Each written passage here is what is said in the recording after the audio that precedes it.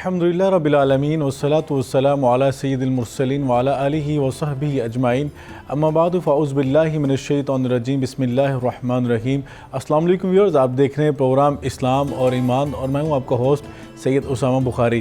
ناظرین کرام، اللہ رب العزت نے اس کائنات کے نظام کو تخلیق فرمایا اور ہمیں اشرف المخلوقات بنایا، اور اشرف المخلوقات بنانے کے بعد اللہ رب العزت نے انسانوں کے جوڑے پیدا فرمائے اور مرد اور عورت کے درمیان اللہ رب العزت نے تفریق واضح کر دی، اور مرد عورت کے علاوہ تیسری جو جنس جس کی بات کی جاتی ہے، جسے ہماری زبان میں خارج سرا کہا جاتا ہے، اور اگر اسلامی لٹریچر کی بات کی جائے تو اسے مخنث کے الفاظ سے تعبیر کیا گیا اور اس کی ڈیفینیشن بیان کی گئی۔ لیکن کچھ عرصہ پہلے اسلامی جمہوریہ پاکستان میں ٹرانسجنڈر کی اصطلاح جو انٹرنیشنلی طور پہ یوز کی گئی، اور ٹرانسجنڈر جو ہے ہمارے آپ دیکھتے ہیں معاشرے کے اندر ایک نیا قسم کا رواج جو ہے وہ شروع ہو گیا تھا، جو اپنی جنس خود اپنی مردی کے ساتھ تبدیل کر رہے تھے۔ وہ مرد ہوں تو وہ عورت کی جنس جو ہے اس کو اختیار کرنے کی کوشش کر رہے تھے، اور جو خواتین تھیں وہ مردوں کی مشابہت اختیار کرنے کی کوشش کر رہی تھیں، اور اس کے لیے بہت زیادہ ٹریٹمنٹ بھی کروانے شروع کر دیے گئے تھے۔ لیکن اگر بات کریں حقوق کی تو اسلام نے خواتین اور مردوں کے حقوق کو واضح طور پر بیان کیا، اس کے ساتھ ساتھ مخنث کے جو میں سمجھتا ہوں جو حقوق ہیں ان کو جس طرح ڈیٹیل کے ساتھ اسلام نے ایڈریس فرمایا اور بیان فرمایا، یقیناً کسی اور مذہب میں اس طرح ڈیٹیل کے ساتھ بیان نہیں کیا گیا۔ اسلام نے ہر کسی کے حقوق کی بات کی، تو مخنث کے حقوق کی بات کیوں نہ کی جاتی؟ لیکن جب سے ٹرانسجنڈر کی اصطلاح جو ہے ہمارے معاشرے میں بھی متعارف ہوئی تو ٹرانسجنڈر ایکٹ کے نام پر ایک بل بھی پیش کیا گیا۔ اس کے اوپر بہت سارے اعتراضات بھی آئے، تحفظات بھی ہوئے، اور حتیٰ کہ یہ بات بحث چلتی چلتی سینٹ میں پہنچی۔ سینٹ کے اندر ایک ترمیمی بل جو ہے وہ پیش کیا گیا، اور وہ بل جو ہے وہ پاکستان کے ایک موقر اور معتبر ادارے، ایک آئینی ادارہ اسلامی نظاتی کونسل حکومت پاکستان کو بھیجا گیا، اور اسلامی نظاتی کونسل حکومت پاکستان نے اس کے اوپر بڑا بریفلی اس کے اوپر بحث کی، اجلاس کیے، اور اس میں ماہرین کو، طبی ماہرین کو، اور اسی طرح علماء کرام کو اور جیہ شخصیات کو بلوا کے ایک وسیع قسم کا پینل بنا کر اس پر ڈیٹیل کے ساتھ ڈسکشن کی، اور اس میں بہت ساری جو دفعات تھیں ان کو غیر شرعی قرار دے کر اس کو ریجیکٹ کر دیا تھا، اور یہ معاملہ پھر وفاقی شرعی عدالت کے اندر چلا گیا۔ گزشتہ حالیہ دنوں میں ہی وفاقی شرعی عدالت نے بھی اس حوالے سے بڑا ڈیٹیل موقف پیش کیا، اور اس پورے قانون کو اسلامی نقطہ نظر سے غیر شرعی قرار دے کر اس کو ریجیکٹ کر دیا۔ یہ بڑا اہم موضوع ہے، اور اس موضوع پر بات کرنے کے لیے جو ہمارے ساتھ آج پینل موجود ہے، جس طرح کہ یہ بڑا موضوع ہے، اس طرح آج الحمدللہ ہمارے پاس ایک وکیل، معقر اور علماء اور اسکالرز، اور میں سمجھتا ہوں بڑی شخصیات جو ہیں اسلامی نظاتی کونسل کے ممبران کی ایک ماشاءاللہ ہمارے ساتھ لسٹ موجود ہے۔ آج ہمارے ساتھ موجود ہیں سب سے پہلے ڈاکٹر پی سید محمد حبیب عرفانی صاحب، ان کے ساتھ موجود ہیں ڈاکٹر علامہ محمد حسین اکبر صاحب، اور ان کے ساتھ موجود ہیں ڈاکٹر علامہ سید ضیاء اللہ شاہ بخاری صاحب۔ آپ تینوں ممبران ہیں اسلامی نظاتی کونسل حکومت پاکستان کے، اور اپنے اپنے مکتبہ فکر کی جیہ شخصیات ہیں، اپنا اپنے علمی مقام اور مرتبہ رکھتے ہیں۔ تو ہم اپنے پروگرام کا باقاعدہ آغاز کرتے ہیں، اور میں علامہ محمد حسین اکبر صاحب سے پروگرام کا آغاز کرنا چاہوں گا۔ علامہ صاحب، یہ ٹرانسجنڈر ایکٹ جب سے آیا اس کے اوپر بڑی بحث بھی ہوئی، اور جس میں سینٹ کے اندر پیش ہوا، پہلے قومی اسمبلی میں گیا، سینٹ میں گیا، وہاں سے یہ آپ لوگوں کے پاس اسلامی نظاتی کونسل کے اندر آیا۔ اس پہ ہم نے پہلے پروگرام بھی آپ کے ساتھ بھی کیا، عرفانی صاحب بھی موجود تھے، شاہ صاحب بھی موجود تھے۔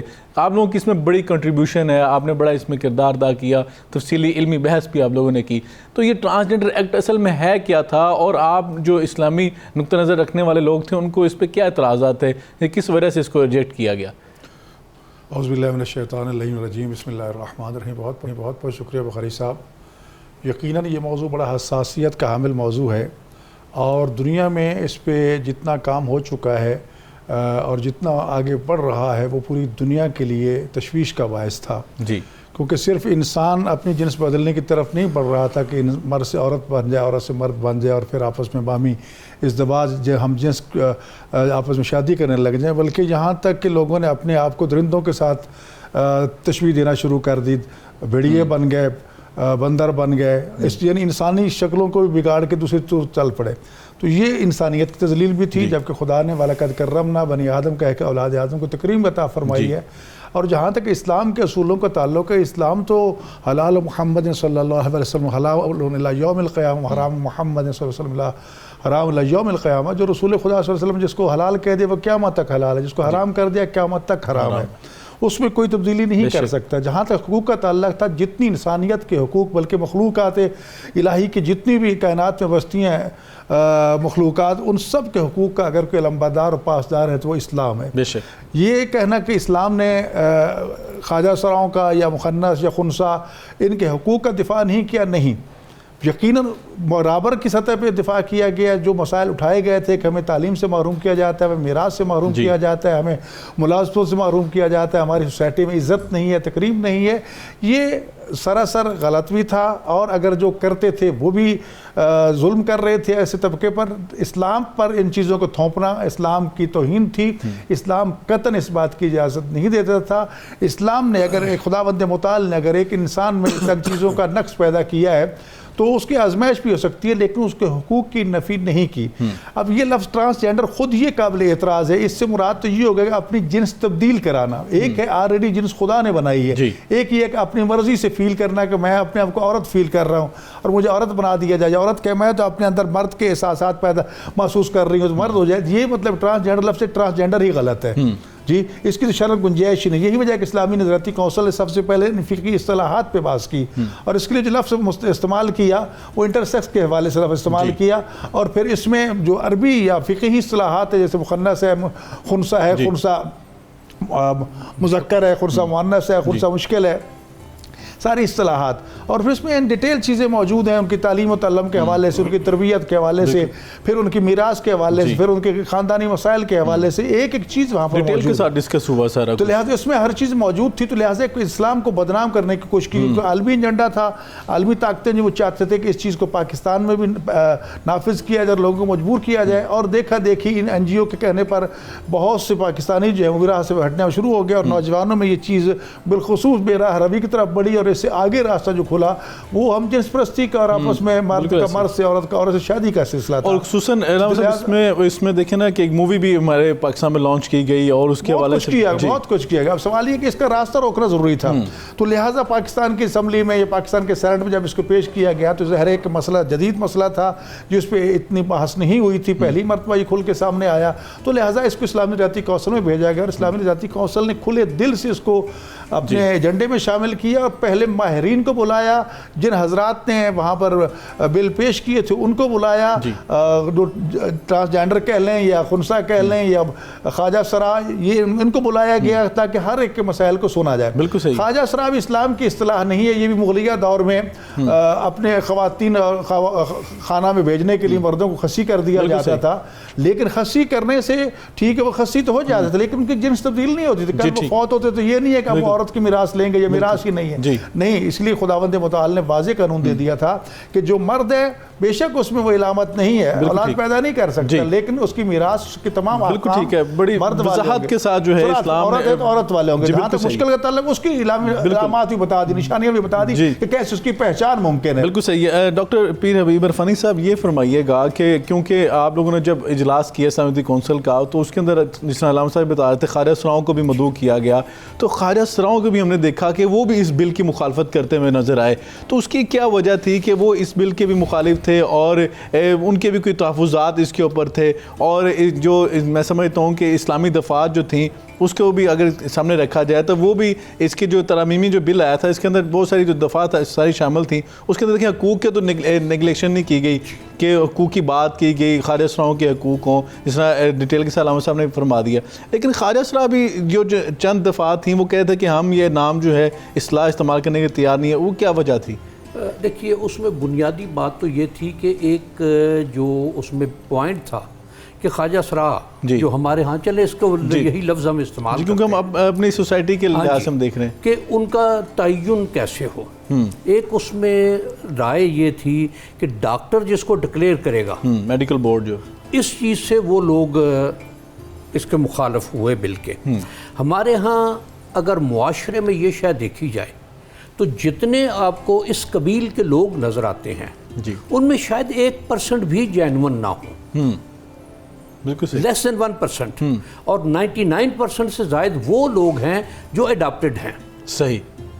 اور اڈاپٹڈ میں ایک بات ذرا کھل کے کہوں گا کہ حقوق ان کے وہ ایک علیحدہ بات ہے، لیکن اپنے آپ کو کسی طریقے سے اپنی کسی شے کو نقصان پہنچانا، اپنے جسم کو نقصان پہنچانا، یہ قانوناً جرم ہے۔ اور ان لوگوں کے ہاں یہ شے ہے کہ یہ جسمانی طور پر اپنے آپ کو معذور کر لیتے ہیں، پھر یہ اس قبیل میں آ جاتے ہیں، اور جس طرح علامہ صاحب نے بات ارشاد فرمائی، یہ ایک بدکاری کھولنے کا راستہ ہے، ایک بالکل اپوزٹ جو ہمارے ہاں ایک یا شریعت نے قاعدہ مقرر کیا ہے، ایک دو جنس مرد اور عورت، یہ اس میں ایک تیسری جنس کو لانا چاہ رہے ہیں کہ جو قوم لوط کا معاملہ تھا، قوم لوط کا عمل تھا، اور ان پر عذاب آیا اس بات پر۔ اب یہ شے ہے کہ جس طرح معاملہ ہمارے معاشرے میں چل رہا ہے کہ این جی اوز جو ہیں، یورپین جو ہیں یا باقی اور لوگ، کہ وہ ہمارے اس معاشرے کو، اور ان کا ٹارگٹ اسلام ہے، مسلمان ہے، اسلام کو جو اور فیملی مسلمان سسٹم کے بڑا ساتھ خوبصورت ہے، اسلام ہے کہ اسلام کی جو تعلیمات ہیں ان کے مخالف یا ان کے خلاف یہ لوگ قانون سازی کرتے بھی ہیں، کرواتے بھی ہیں، اور اس کو انسٹیگیٹ بھی کرتے ہیں بالکل ٹھیک، کہ اس کو اس طرح سے کیا جائے۔ اب یہ ہے کہ ہم جنس پرستی، وہ مرد کی ہو یا عورت کی ہو، اس میں دین اسلام نے انتہائی سختی سے، اور جو شریعت کے احکامات ہیں کہ اس کی سزا بہت زیادہ ہے، اور قوم لوط پر جس طرح سے اللہ تعالیٰ نے اس کو عذاب بڑا آیا، ناپسند فرمایا، ناپسند تو بہت چھوٹا لفظ ہے، یہ اس میں بہت بڑی سزا ہے اس اللہ کی، اکبر، اور قوم لوط پر جس طرح سے عذاب آیا ان کے ان معاملات کی وجہ سے، اب اس کو یہ ہے کہ یہ اس معاشرے کو وہ اس لواطیت کی طرف مائل کرنے کی یا اس طرف لے کر جانے کی، اور اس میں یہ دیکھا جائے تو ہمارے علماء نے خاص طور پر سینٹ میں بھی، اسمبلیوں میں بھی، اور اپنے اپنے طور پر، اور جس طرح ہم ماشاءاللہ تینوں حضرات اسلامی نظریاتی کونسل کی نمائندگی بھی کر رہے ہیں، تو اس میں یہ ہے کہ باقی اور ذاتی سطح پر بھی کہ اس میں ان لوگوں کو یقیناً حقوق ملنے چاہیے بطور انسان کے جو ان کے حقوق ہیں۔ اب ایک شے دیکھی جائے کہ ان کا یہ ہے کہ جو معاشرہ انہیں ایکسیپٹ نہیں کرتا، یا ان کو ان کا حصہ نہیں ملتا، یا وراثت میں حق نہیں ملتا، تو اس میں دیکھا جائے تو ان لوگوں کا اگر ایٹیچیوڈ دیکھیں تو یہ معاشرے کے کسی فرد کے ساتھ یہ مکس اپ نہیں ہوتے، اس میں معاشرے کا قصور نہیں، اس سے زیادہ ان کا اپنا قصور ہے۔ بالکل صحیح۔ پھر اس کے بعد یہ ہے کہ جو وراثت ہے، آپ ان لوگوں کو اگر چھان پھٹک کریں، تحقیق کریں ان کی، تو شاید 70% سے زائد لوگوں کو اپنے ماں باپ کا پتہ ہی نہ ہو کہ وہ کہاں ہیں۔ جو آپ نے بات، میں ایک چھوٹی سی بات بتا کہ ان کو یہ کہ جی انہیں تعلیم میں موقع نہیں دیا جاتا۔ اب دیکھا جائے پچھلے دنوں ایک اسی قبیل سے ایک لیڈی ڈاکٹر بنی ہے، اس نے لیڈی ڈاکٹر اپنے آپ کو، اور بھی اور کوئی ایک شاید یونیورسٹیز کے اندر ٹیچنگ ہو رہی ہے ڈاکٹر صاحب۔ اب اس کو ایک شے اور دیکھیے کہ جہاں معاشرہ جنسی طور پر آزاد ہے، وہاں اس شے کو، یہ پچھلے دنوں امریکہ کی کسی ریاست میں اس بات پر بین لگا ہے کہ اگر خواتین کے کہیں مقابلے ہو رہے ہوں اور کوئی شخص آ کے کہے کہ میں اپنے آپ کو خاتون محسوس کر رہا ہوں اور مجھے اس میں شامل کیا جائے، تو انہوں نے اس پر بین لگا دیا۔ بالکل ایسے، اور پولینڈ کے اندر بھی آپ دیکھیں، یورپین کنٹریز کی آپ بات کریں تو پولینڈ کے اندر بھی بہت زیادہ اس کے اوپر سختی ہے، اور یقیناً بڑے سخت قوانین ہیں۔ تو یقیناً جو ترقی یافتہ ممالک ہوتے ہیں وہاں پہ تو قوانین کا خیال رکھا جاتا ہے، اس پہ امپلیمنٹ کروایا جاتا ہے، اور اس کے اوپر سزائیں دی جاتی ہیں، اور جو غلط کام کرتے ہیں ان کی پکڑ بھی ہوتی ہے، ان کے اوپر چارج بھی ہوتا ہے۔ شاہ صاحب یہ فرمائیے گا کہ اگر جو وفاقی شرعی عدالت کا فیصلہ آیا، اور جو فیصلہ آپ لوگوں نے لکھ کے بھیجا وہی فیصلہ وفاقی شرعی عدالت نے دیا، تو آپ کیسے دیکھتے ہیں یہ فیصلہ کیسا ہے؟ یہ پاکستانی معاشرے کے، اس کے پاکستانی معاشرے پر اس فیصلے کے کیا اثرات مرتب ہوں گے؟ بسم اللہ الرحمن الرحیم۔ میں سب سے پہلے تو وفاقی شرعی عدالت کی عظمت کو سلام پیش کرتا ہوں، اور ان تمام ججز حضرات کو مبارکباد پیش کرتا ہوں کہ جن کو اللہ تعالیٰ نے یہ توفیق عطا فرمائی کہ انہوں نے عین شریعت محمدیہ علی صاحب افضل الصلاۃ والسلام کے مطابق یہ فیصلہ صادر کیا ہے۔ اللہ آپ کو اجر عظیم عطا فرمائے، اور بلا شبہ اس فیصلے کی بنیاد اسلامی نظریاتی کونسل کی وہ سفارشات ہیں جو الحمدللہ اللہ کی توفیق سے ہم سب نے مل کر، جس میں یہ میرے پیش رو دونوں بزرگ حضرت ڈاکٹر محمد حسن اکبر صاحب اور حضرت ڈاکٹر پیر سید حبیب عرفانی صاحب، یہ بھی اس میں الحمدللہ تشریف فرما تھے۔ تو ہم نے کئی دنوں کے اس اجلاسات کے بعد الحمدللہ یہ سفارشات مرتب کی، اور ہم نے ٹرانسجینڈر جو ایک بل پاس کیا گیا تھا، ہم نے اس کی ایک ایک شق پر بڑی تفصیلات کے ساتھ روشنی ڈالی، اور اس کو ہم نے یہ ثابت کیا کہ اس کی زیادہ شقیں جو ہیں وہ شریعت کی تعلیمات سے متصادم ہے اور بالکل اللہ رسول کی ہدایات کے خلاف ہے، اور الحمدللہ وفاقی شرعی عدالت نے عین ان سفارشات کو ملوز رکھتے ہوئے یہ فیصلہ صادر کیا ہے جو پاکستان کے 26 کروڑ مسلمانوں کے دل کی ترجمانی ہے اور ان کے دل کی آواز ہے۔ اور میں اس میں اس کے اثرات آپ نے پوچھے کیا مرتب ہوں گے، الحمدللہ اس سے ہمارے معاشرے میں، ہماری ریاست میں بدکاری کے دروازے بند ہوں گے، ایڈز کی بیماری کے دروازے بند ہوں گے، جو یہاں غلاظت پھیلانے کی ایک سازش تھی اس کے دروازے بند ہوں گے، جو یہاں خاندانی سسٹم کو برباد کرنے کی ایک ناکام کوشش کی گئی اس کے دروازے بند ہوں گے، شرم و حیا کو انشاءاللہ فروغ ملے گا اور اللہ رسول کی اطاعت کے مطابق زندگی بسر کرنے کے لیے انشاءاللہ ایک نیا جذبہ اور ایک نیا انشاءاللہ شوق پیدا ہوگا۔ دوسری بات میں یہ عرض کرنا چاہتا ہوں، جیسے میرے دونوں بزرگوں نے فرمایا، اسلام ہر یعنی زندگی کے پہلو میں ہمیں واضح تعلیمات ارشاد فرماتا ہے، کوئی تشریحی نہیں چھوڑتا۔ دیکھیے اسلام میں یہ ایک عیب ہے، ایک عذر ہے، جس طرح ایک بچہ پیدا ہوتا ہے وہ 2 آنکھوں والا بھی پیدا ہو سکتا ہے، بعض اوقات 1 آنکھ والا بچہ بھی پیدا ہو سکتا ہے، بعض اوقات نبینا بھی پیدا ہو سکتا ہے، بعض اوقات 1 کان کٹا بچہ بھی پیدا ہو سکتا ہے، بعض ہونٹ اس کے پھٹے ہوتے ہیں، اس طرح کے بچے پیدا بھی ہو جاتے ہیں، اپاہج بچہ پیدا ہو جاتا ہے۔ تو یہ ایک عذر ہے جسمانی جس کو ہم خواجہ سرا کے نام سے یا خنسا، یہ ہم اس کو مخنث کہتے ہیں، یہ جس کو انگلش میں ہمارے ابھی ڈاکٹر صاحب نے اس کا لفظ بولا ہے، تو یہ جو ہمارے الفاظ ہیں یہ اس جس کو متعین کرنے کے لیے بولے جاتے ہیں۔ اور میں سمجھتا ہوں کہ اسلامی لٹریچر میں اور اسلامی تعلیمات میں جس قدر اس طبقے کے حقوق کے تحفظ کی بات کی گئی ہے، دنیا کے کسی نظام زندگی میں، دنیا کے کسی آئین میں ان کے حقوق کے بارے میں اتنی وضاحت کے ساتھ بات نہیں کی گئی اور نہ ان کے حقوق کا ایسا تحفظ کیا گیا۔ بات ہماری ہو رہی ہے ٹرانسجینڈر، یہ اصل میں ایک نفسیاتی بیماری ہے، یہ ہوتا مرد ہے اور جعلی طور پر جعلی عورت بننے کی کوشش کر رہا ہے، ہوتی حقیقی طور میں عورت، وہ جعلی مرد بننے کی کوشش کر رہی ہے۔ اور یہ پیغام یہ اس کو حق دے دیا جائے کہ جائے نادرہ میں ایک مرد ہے، 5-6 بچوں کا باپ ہے، زندگی اس نے ازدواجی گزار لی اور جا کے کہے 50-55 سال کی عمر کے بعد کہ میں اپنے اندر فیلنگ محسوس کر رہا ہوں کہ میں عورت، اور اس کے مجھے جو شناختی کارڈ وہ عورت کا دے دیا جائے، چہرے کے اوپر داڑھی ہو یا داڑھی وہ اس کی وہ شیو کر رہا ہو اور نظر آ رہا کہ یہ مرد ہے اور اس کو وہ کارڈ دینے کا نادرہ پابند ہو، یہ ایک عورت ہے، وہ 5-6 بچوں کی ماں ہے، اور جا کر کہا کہ جناب میں اپنے اندر یہ فیلنگ محسوس کر رہی ہوں کہ میں مرد ہوں آج کے بعد۔ یہ مذاق ہے، اللہ کے ساتھ مذاق، اللہ کے دین کے ساتھ مذاق، اور یہ معاشرے کے ساتھ مذاق، یہ قانون کے ساتھ کھلواڑ ہے۔ اور یہ جیسے اللہ نے قرآن میں فرمایا کہ یخادعون اللہ والذین آمنوا وما یخدعون الا انفسهم وما یشعرون، یہ بے شعوروں کا طبقہ ہے، یہ اللہ کو بھی دھوکہ دینا چاہتے ہیں، جس نے جو خالق مالک ہے اس نے ان کو مرد پیدا کیا۔ نبی پاک علیہ الصلوۃ والسلام نے ان لوگ کے بارے میں پتہ کیا فرمایا؟ لعن اللہ، اللہ کی لعنت ہے، یہ ملعون لوگ ہیں، المتشبہین من الرجال بالنساء، کہ جو مرد ہو کر عورتیں بننے کی کوشش کر رہے ہیں۔ اسے فرمایا کہ لعن اللہ، ان پہ بھی اللہ کی لعنت، المتشبہات من النساء بالرجال، جو عورت ہو کر مرد بننے کی کوشش کر رہی ہے، یہ تو ملعونوں کا طبقہ ہے۔ تو یقیناً میں سمجھتا ہوں وفاقی شرعی عدالت نے ایسے لوگوں کے خلاف، اور خواجہ سرا بیچارے جو اصل حقیقی ہیں ان کے حقوق پہ اوپر یہ ڈاکہ مارنے کی کوشش کر رہے تھے، حقوق تلفی ہے، اور یقیناً ان کا نام استعمال کر کے جو ہے میں سمجھتا ہوں کہ یہ ان کے حقوق کی تلفی کرنے کی جاتی ہے۔ ناظرین کرام، بڑی اہم گفتگو ہو رہی ہے اور ہمارے ساتھ بڑا جید قسم کا پینل موجود ہے یہاں پہ، کیونکہ ٹائم اور شارٹ بریک کا ہماری مجبوری ہے بریک کی طرف جانا، لیکن بریک کے بعد آ کے علماء کرام سے مزید جاننے کی کوشش کریں گے کہ ٹرانسجنڈر ایکٹ کے حوالے سے مزید کیا جو لاہ عمل اختیار کیا جائے گا۔ ناظرین کرام ہمارے ساتھ رہیے گا، بریک کے بعد آ کے مزید سوالات کرتے ہیں۔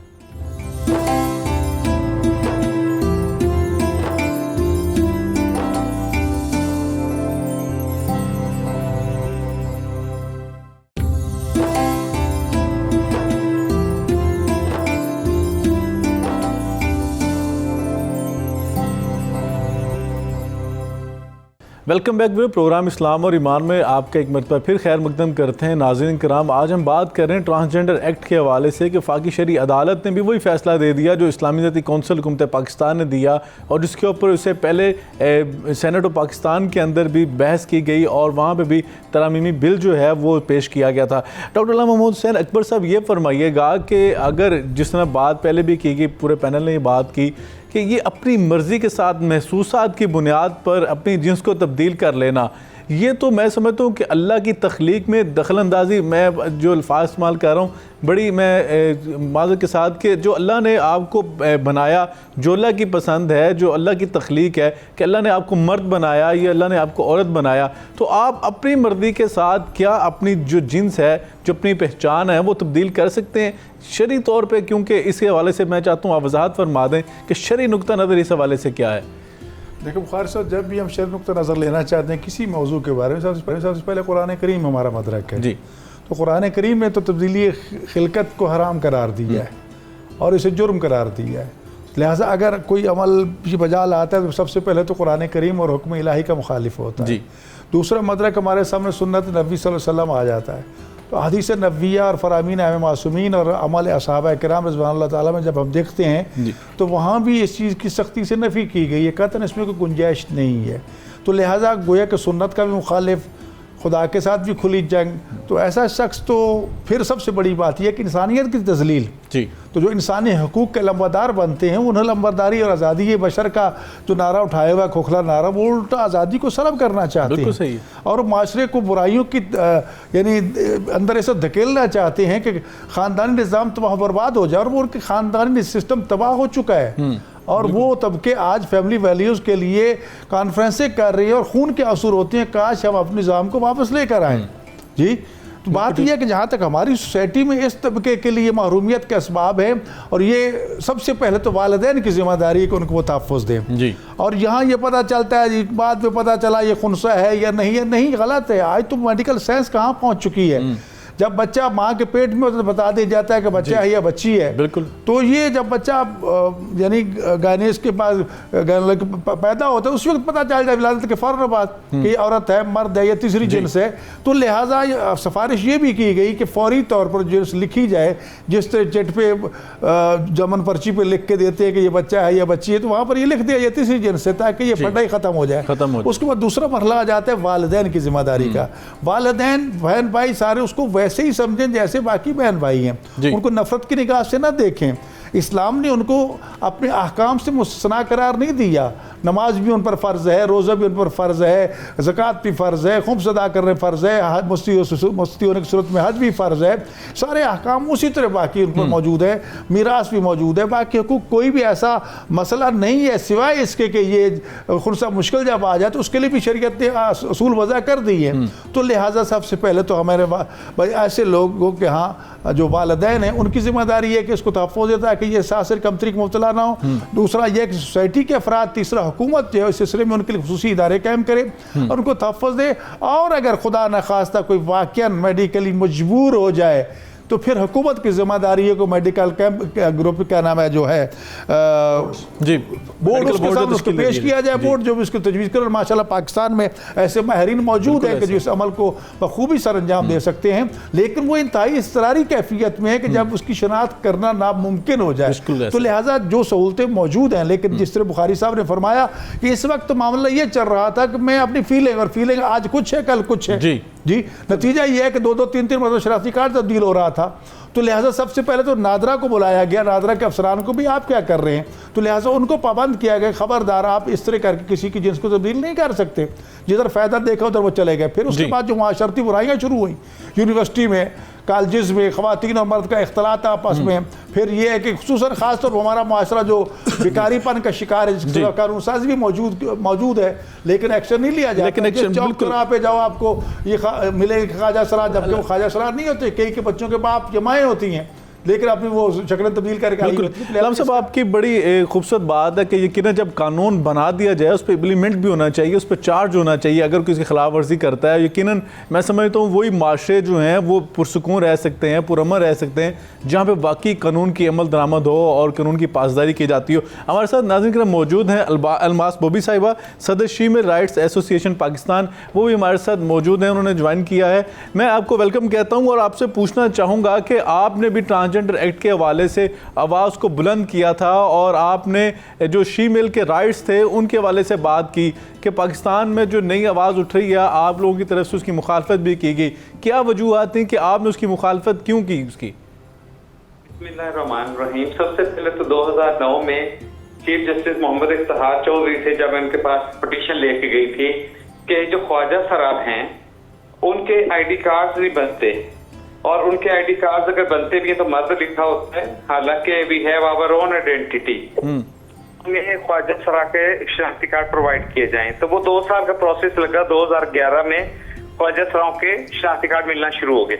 اس کے بعد یہ ہوا جب ثاقب نثار صاحب آئے ہیں تو انہوں نے سب کو الاؤ کر دیا کہ جو بھی چاہے وہ جا کے شناختی کارڈ بنوا لے، مطلب جو ذہن سے سوچے یا جو مرضی without any check and balance جا کے کروا لے. تو جناب وہ ہزاروں کی تعداد میں شروع ہو گئے لوگ بنوانا. پھر میں گئی ہوں ثاقب نثار صاحب کی عدالت میں گئی ہوں. میرے آگے 3 لڑکے میک اپ کر کے کھڑے ہوئے تھے، میں نے نام نہیں لینے ان کے، وہ بھی بڑے گرم تھے ابھی شرعی عدالت میں بھی اگین. تو وہ بھی کھڑے. تو میں نے ثاقب نثار صاحب کو کہا کہ میں پٹیشنر ہوں 2009 کی، تو یہ آئی ڈی کارڈ سب کے بننے شروع ہو گئے ہیں، یہ کیا؟ تو انہوں نے میری اٹھا کے فائل پرے پھینکی اور انہوں نے کہا میں یہ سیاست نہیں ہونے دوں گا، بالکل نہیں ہونے دوں گا، اور کچھ نہیں، سب کے شناختی کارڈ بنے گے، جو جا کے بنوائے بنانا چاہے بنوا لے. پھر میں آ گئی ہوں. پھر میں نے پریس کانفرنس کی جس کا ایک بھی لفظ نہ کسی پرنٹ میڈیا پہ چھپا نہ الیکٹرانک میڈیا پہ. اتنی اسٹرانگ لابی اس کی باہر کی کیونکہ وہ فنڈنگ کر رہی ہیں، یہ سب ان کو گیز کمیونٹی کو فنڈنگ کر رہی ہیں، اس لیے میرا وہ سارا جناب کو کاٹ دیا. نہیں آپ کا مطالبہ اس میں کیا تھا آئی ڈی کارڈ کے حوالے سے؟ میرا مطالبہ یہ تھا کوئی بھی ذہن سے سوچے اور جا کے آئی ڈی کارڈ بنوا لے خواجہ سرا کا تو ہمارے حقوق تو سلب ہو گئے. اور اس کے بعد جو این جی اوز بنی ہوئی ہیں باہر کے ممالک میں، یہ لوگ جاتے ہیں گیز کمیونٹی اور ٹرانسجینڈر کہلا رہے ہیں یہ اپنے آپ میں. اسلام آباد میں، لاہور میں، کراچی میں بھی این جی اوز بنی ہوئی ہیں جو باہر کے ممالک میں جا کے فنڈنگ لے کے آتے ہیں اور اپنی گیز کمیونٹی کو پروموٹ کر رہے ہیں. یہ وہی لوگ ہیں جن نے 2017 میں یہ بل منظور کروایا اور شرعی عدالت میں بھی یہ لوگ موجود تھے. اب وہ کہہ رہے ہیں سپریم کورٹ میں جائیں گے. تو یہ نہیں ہو سکتا کہ 6 بچوں کے باپ ہوں اور وہ جناب اپنے آئی ڈی کارڈ بھی بنوائیں اور مزے بھی لوٹیں، سارا کچھ کریں، اور کالج یونیورسٹیوں میں بھی لڑکیوں کے ساتھ جا کے. بالکل ٹھیک ہے. اچھا یہ بتائیے گا کہ بحیثیت پاکستانی آپ کیا سمجھتی ہیں کہ وہ جو رائٹس فیمیلز کے ہیں جو وہ اس حوالے سے آپ کو پورے وہ رائٹس مل رہے ہیں؟ کوئی آپ کی مخالفت تو نہیں ہوتی آپ کے حقوق کے حوالے سے؟ کیا کہیں گے اس حوالے سے؟ ہمیں تو کچھ بھی نہیں مل رہا نا. یہ جو گے کمیونٹی ہے نا وہ زیادہ پڑھے لکھے لوگ ہیں، ہمارے لوگ اتنے پڑھے لکھے نہیں ہیں.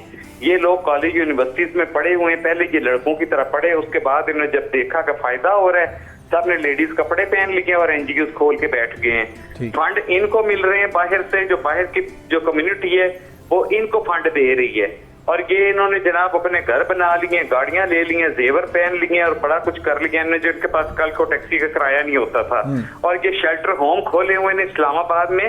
شیلٹر ہوم کی کیا ضرورت ہے بھائی؟ ٹرانسجینڈرز کو، ان کے بیوی بچیوں کو بلایا جائے، ان کے حوالے کیا جائے، یا ماں باپ کو بلا کے، بھائیوں کو بلا کے ان کے حوالے کیا جائے. مجھے سمجھ آتی شیلٹر اس حوالے سے آپ حکومت پاکستان سے کیا مطالبہ کرتی ہیں؟ ذرا مختصر بتائیے. حکومت پاکستان نے تو بل پاس کرنے میں بڑی جلدی کی نا، اجلت بازی میں جلدی سائن سب نے کیے اور بل پاس ہو گیا. نہ کسی نے پڑھا، نہ کسی نے اسٹڈی کیا، نہ کسی نے سوچا کہ اس کو اسٹڈی کر ہی لیں، دیکھ ہی لیں غور سے اس میں ہے کیا. کہ کوئی بھی شخص جائے اور جا کے آئی ڈی کارڈ اپنا بنوا لے، جیسا مرضی بنوا لے، اس طرح نہیں ہونا چاہیے. اور یہ جو این جی اوز نام نہاد کھولی ہیں ٹرانسجینڈرز نے، ان کا آڈٹ ہو، چیک اینڈ بیلنس ہو، ان کو این جی اوز بند کی جائیں. یہ کن کے لیے این جی اوز کھولی ہوئی ہیں؟ خواجہ سرا کو کسی نے این جی او نہیں کھولی ہوئی. بالکل صحیح. کسی خواجہ سرا کو کچھ نہیں مل رہا ہے تو این جی اوز کن لوگوں نے کھولی ہوئی ہے؟ انہی گیز کمیونٹی نے کھولی ہوئی ہیں. ان کی این جی اوز کو بند کیا جائے. حکومت پاکستان سے میرا مطالبہ ہے. جی بالکل ٹھیک ہے. آپ کا مطالبہ بالکل بجا ہے. یقیناً جو قانون کی خلاف ورزی کرے، جب پاکستان کا قانون بن گیا، اسلامی کونسل حکومت پاکستان نے سفارشات پیش کر دی اور وفاقی شرعی عدالت کا فیصلہ آ گیا، تو یقیناً جو ہے قانون کی خلاف ورزی کرے اس پہ چارج ہونا چاہیے. پھر سید حبیب عرفانی صاحب یہ بتائیے گا کہ آپ لوگوں نے، کیونکہ 2 دن کا یہ تفصیلی اجلاس تھا، اس سے پہلے آپ نے ایک تفصیلی مسودہ بھی جو ہے کونسل کو پیش کیا، آپ نے ریسرچ اس پہ کی. یہ فرمائیے گا کہ مجھے جو آپ نے سفارشات تیار کی تھیں اس میں بنیادی نکات کیا تھے چیدہ جو آپ لوگوں نے وفاقی شرعی عدالت کو بھیجے تھے؟ دیکھیے اس میں بنیادی بات جو ہے کہ میں اپنی تحقیق کے حوالے سے کہ جو اس صنف کے لوگ ہیں وہ 3 طرح کے ہیں. ایک وہ ہیں کہ جن کی صنف ان کی پیدائش کے وقت واضح نہیں ہے. پھر کچھ لوگ وہ ہیں کہ جو جب بلوغت کی عمر میں آتے ہیں، یعنی وہ لڑکا ہے یا لڑکی ہے، لیکن بلوغت کی عمر میں آ کر جو تبدیلیاں آتی ہیں جسم میں وہ ان میں ظاہر نہیں ہوتی، ان میں اندر ڈیفیشنسی ہے کوئی نہ کوئی، یا میڈیکل کا مسئلہ ہے. تیسرے وہ لوگ ہیں جنہوں نے خود سے اپنے آپ کو آپریٹ کروا لیا، اپنی جو مردانہ صفات ہیں ان سے خود سے محروم ہوئے، اور پھر انہوں نے مانگنے کا اور بدکاری کا یا اس طرح کے کام شروع کیے. تو اس میں اب معاملہ یہ ہے کہ جو پہلے دو حضرات ہیں کہ جو پیدائشی طور پر ہیں یا جن کا بلوغت کی عمر میں پہنچ کر یہ پتہ چلتا ہے کہ دے آر ناٹ پرفیکٹ، کہ اگر کوئی بچی ہے تو وہ مکمل بچی نہیں ہے، اگر کوئی بچہ ہے تو وہ یہ ہے کہ وہ مکمل بچہ نہیں ہے. اس میں یہ ہے کہ ان دونوں کے لیے میڈیکل ٹریٹمنٹس موجود ہیں. اور اس میں یہ کہ کچھ عرصہ پہلے تک یہ ہوتا تھا کہ فلاں جگہ آپریشن ہوا، لڑکی لڑکا بن گئی یا لڑکا لڑکی بن گیا. تو اس میں یہ ہے کہ یہ جس کسی میں میڈیکل ڈیفیشنسی تھی یا بائی برتھ ڈیفیشنسی تھی یا جس کا مینوفیکچرنگ فالٹ تھا تو اس کو ڈاکٹروں نے ریپلیس کر دیا. اور یہ اسی طرح ہی ہے کہ جس طرح پہلے بات ہوئی. لیکن کیا اس میں یہ اجازت تھی کہ جو آپریشنز ہوتے تھے کہ ایک خاتون جو تھی وہ مرد بن سکتا ہو یا مرد، یعنی وہ ڈاکٹر اس بات کی تحقیق کر کے کہ یہ اس میں میل ہارمون زیادہ ہیں بچی میں تو وہ اس کو اس میں کنورٹ کر دیتے تھے، یا کوئی بچہ ہے اس میں فیمیل ہارمون زیادہ ہیں تو وہ اس کو اس میں کنورٹ کر دیتے تھے. تو اس کو یہ ڈیفیشنسی کی بات ہے. اور یہ ڈیفیشنسی اسی طرح سے ہے کہ جس طرح بائی برتھ بچوں کے ہارٹ میں سوراخ ہوتا ہے، کوئی تالو کٹے ہوئے ہوتے ہیں، جس طرح پہلے بات ہوئی کہ کوئی بلائنڈ ہے، کوئی نابینا یا کوئی سن نہیں سکتا، یہ چیزیں یہ بائی برتھ اس میں ڈیفیشنسی آ گئی. تو وہ ڈیفیشنسی جو ہے وہ اس معاشرے میں میڈیکل ٹریٹمنٹ سے اس کو حل کر لیا جاتا ہے. اب جو اس میں معاشرے میں زیادہ بگاڑ یا یہ شور مچ رہا ہے یا حقوق کی بات ہو رہی ہے تو اس میں یہ بات ہے کہ یہ جو اڈاپٹڈ لوگ ہیں چونکہ ان کا معاشرے کے ساتھ اور یہ شاید ان کا یہ معاملہ ہے کہ یہ معاشرے میں ایڈجسٹ نہیں ہوتے، معاشرے کے لوگوں کے ساتھ اپنے ایون اپنے والدین یا بہن بھائیوں کے ساتھ ان کے یہ رول میں ہے کہ ان سے قطع تعلقی کرنا ہوتی ہے. تو وہ اس قطع تعلقی کی وجہ سے یہ پھر معاشرے سے بھی کٹ جاتے ہیں. پھر جب یہ معاشرے میں جاتے ہیں تو ان میں شائنس ہوتی ہے. اب یہ ایک معاشرتی یہ ہے کہ لوگ ایسے شخص کا، ایسے لڑکے کا، ایسے مرد کا مذاق بناتے ہیں. اب یہ ہے کہ یہ بھی ذرا تھوڑا سا اپنے آپ کو امپروو کریں. یونیورسٹیوں میں گزارش کرتا ہوں کہ جو لوگ ان میں یونیورسٹیوں میں گئے، جنہوں نے میڈیکل کی تعلیم لی، جو انہوں نے ٹیکنیکل تعلیم لی، ٹیچنگ کر رہے ہیں یونیورسٹی لیول پہ، بالکل اس لیول پر، تو وہ اب معاشرے میں ٹھیک طرح سے چل رہے ہیں. تو یہ ہے کہ یہ ان کو معاشرے میں ایڈجسٹ ہونا چاہیے، اپنے آپ کو کرنا چاہیے. اور دوسری بڑی بات جو ہے کہ ان کے حقوق کی بات جہاں آتی ہے کہ جس نے اپنے آپ کو اپنی صفات سے محروم کر لیا جان بوجھ کر ظاہر ہے جان بوجھ کر، تو اس کو اس کی سزا ملنی چاہیے. بالکل ٹھیک ہے، لیکن سزا تب ملے گی جب اس کو باقاعدہ طور پہ قانون بنایا جائے گا کہ جو کوئی اس طرح کا عمل کرے گا، باقی جو ہیں وہ جینون جو ہیں ان کو ضرور ان کے حقوق ملنے چاہیے اور معاشرے میں باعزت مقام ملنا چاہیے. اسی پہ میں شاہ صاحب کو بھی ایک گفتگو میں شامل کرنا چاہوں گا. شاہ صاحب حقوق کی بات بھی پیر صاحب کہہ رہے تھے، علامہ صاحب بھی کہہ رہے تھے، ابھی وہ الماس بابی صاحب ابھی یہی وویلا کہہ رہی تھی کہ ہمارے حقوق کے نام پر ایک دوسرے لوگ حقوق لے دیتے ہیں، ہمارے حقوق کی حق تلفی ہو جاتی ہے، جبکہ ہمارے لیے آواز اٹھانی چاہیے جو واقعی جو پیدائشی طور پہ ایسے ہیں. تو جو پیدائشی طور پہ جو لوگ ایسے ہیں تو ان کے لیے حکومت کو کیا کرائٹیریا بنانا چاہیے؟ میں سمجھتا ہوں ایسے افراد جو ہیں کیونکہ ہمارے معاشرے کا حصہ ہیں، جس طرح پیر صاحب نے فرمایا کہ معاشرہ بھی ان کو جو ہے وہ اڈاپٹ کرنے کے لیے تیار نہیں ہے، اور وہ لوگ احساس محرومی کی وجہ سے بہت سارے لوگ ہم نے دیکھا خودکشی بھی کر لیتے ہیں، اور احساس محرومی کی وجہ سے وہ تعلیمی اداروں میں بھی پہنچ نہیں پاتے، اور بعد میں وہ جو ہے وہ اپنے مسند کے اوپر یا اپنے جو کمانے کے لیے جو میں سمجھتا ہوں انہوں نے جو اپنی ایکٹیویٹیز کرنی ہے، کاروبار کرنا ہے یا انہوں نے جاب کرنی، وہ بھی ان کو نہیں مل پاتی. کیا فرمائیں گے اس حوالے سے؟ حکومت کو کیا کردار ادا کرنا اور معاشرے کو کیا کردار؟ ہمارا جو پروگرام ہے نا اصل میں آج بنیادی طور پہ ٹرانسجینڈر ایکٹ کو جو مسترد کیا ہے ہماری کونسل نے، اسلامی نظر کونسل نے، پھر اس کی بنیاد پر وفاقی شرعی عدالت نے اس کو آج کالعدم قرار دے دیا ہے. میں سمجھتا ہوں کہ اس پہ میں بات پہلے کرنا چاہتا ہوں، پھر اس کی طرف آتا ہوں جو ابھی آپ نے سوال کیا ہے. پہلی بات تو یہ کہ فطرت اللہ التی فطر الناس علیہ لا تبدیل لخلق اللہ، یہ اللہ تعالیٰ کا ارشاد گرامی ہے، قرآن مجید فرقان حمید ہے کہ اللہ نے جو فطرت بنائی ہے نا مرد کی اور عورت کی، کسی کو حق حاصل نہیں ہے کہ اس کو تبدیل کرے، یا کسی کے پاس اتھارٹی نہیں ہے. جو اللہ کی مرضی کے اندر اپنی مرضی چلائے وہ تو اللہ کا باغی اور نافرمان ہے. اللہ نے آپ کو مرد بنایا اور آپ عورت کی فیلنگ کر رہے ہیں. اللہ نے آپ کو عورت بنایا, 4-6 بچوں کی ماں بنایا, اور آپ جناب نے اب مرد. تو یہ بالکل جو نا ٹرانسجنڈر, یہ تو نفسیاتی بیماری کا نام ہے جی, یہ دماغی خلل ہے اصل میں. جی, ایسے دماغی مریضوں کا علاج ہونا چاہیے, بالکل صحیح, نہ کہ دماغی مریضوں کی بنیاد پر پورے 26 لاکھ افراد کی ریاست کو دو یا اس کے نظام کو دو پہ لگانا چاہیے. تو اس لیے میں سمجھتا ہوں کہ وفاقی شرعی عدالت کو اللہ جزائے خیر عطا فرمائے, اور دوسری عدالتوں سے ہم توقع رکھتے ہیں کہ وہ وفاقی شرعی عدالت کے اس قانون کو, جو اس فیصلے کو وہ سراہیں گے اور اس کی تائید کریں گے, جی, اور اس کی تصدیق کریں گے. جی, جہاں تک تعلق ہے حقوق خواجہ سراؤں کے حقوق کی جو اصل ہیں, دیکھیے جو ہم نے بار بار بات کی ہے کہ جو پیدائشی طور پر معذور ہیں, یہ پیدائشی طور پر معذور لوگ ہوتے ہیں, یہ ہماری ہمدردی کے حقدار ہوتے ہیں. سب سے پہلے جیسے بار بار ہمارے رفقا نے فرمایا کہ والدین کا فرض ہے انہیں اپنی اولاد سمجھیں, وہ ان کے دل کے ٹکڑے ہیں. جی, جیسے نبینا بچہ ہم گھر سے باہر پھینک دیتے ہیں, اگر کوئی بچہ اپاہج پیدا ہوئی تو ہم اس کو گھر سے باہر پھینک دیتے ہیں, کسی کے حوالے کر آتے ہیں, نہیں, ہم اس کو پالتے ہیں, پوستے ہیں, اس کو دل کا ٹکڑا سمجھتے ہیں. اسی طرح اگر کوئی بچہ اس طرح جنسی اعتبار سے وہ کوئی کمزوری اس کے اندر پیدا ہو گئی ہے, کوئی اس کے اندر عیب اور نقص پیدا ہوا ہے, شاید والدین کا امتحان ہے, شاید اس آنے والے کا امتحان ہے, جو بھی وہ اللہ کے علم میں, یہ حکمت میرا اللہ ہی جانتا ہے. تو فرمایا کہ اب وہ تو دل کا ٹکڑا ہے, وہ اس کی آپ محبت کے ساتھ پرورش کرے, اس کی تربیت کرے, اس کو یہ احساس نہ ہونے دیں, اس سے زیادہ محبت کریں, اس کو اسپیشل بچہ سمجھ کر اس کے ساتھ ہماری شفقت اور کا برتاؤ زیادہ ہونا چاہیے. دوسری بات, اس کے بعد ہمارے خاندانوں کو چاہیے, جو ہماری برادریاں ہیں, ہماری فیملی, جہاں اس بچے نے رہنا ہے, وہ اس کو پوری عزت دیں, اس کے ساتھ پوری شفقت کریں. پھر ہمارے جو تعلیمی ادارے ہیں ان کا فرض ہے.